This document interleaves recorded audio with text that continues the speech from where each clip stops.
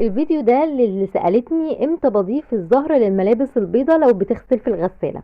اولا كده انا عندي 2 برطمان، اي برطمانات قديمة عندي بستخدمها، واحد بحتفظ فيه بالزهر الخام والتاني بعمل فيه محلول الزهر قبل ما اضيفه للغسيل. اولا باخد معلقة صغيرة قوي قوي ممسوحة من الزهرة، وكمية الزهرة حسب كمية الملابس اللي بتغسليها، وما تكتريش في الزهرة الزرقاء علشان ما تصبغش الملابس معاكي وتغير لونها ومش هتديكي النتيجة المطلوبة.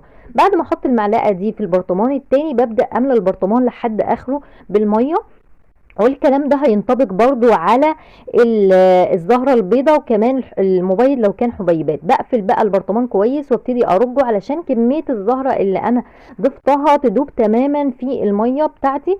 وباجي في اخر دورة شطف للغسالة، تكون الغسالة بدأت تملى كده المية علشان تشطف اخر شطفة وتكون فيها مية بالفعل. وقبل ما تنتهي من الملي الحلة ابدأ اركن كده الملابس بتاعتي على جنب، وابدا اصب الخليط اللي انا عملته من الزهره على الميه اللي بتملى الغساله، واسيبها بقى تكمل الدوره بتاعتها دي اخر شطف، وبعدها تعصر اسيبها بقى براحتها لحد ما تخلص خالص.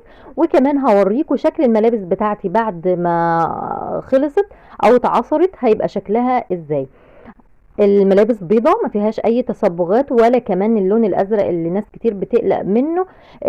علشان احنا ظبطنا كمية الزهرة. يا ريت اكون افدتك بفيديو عملي او اجبت وجاوبت على سؤالك. لو اي سؤال تاني قولولي، والسلام عليكم ورحمة الله.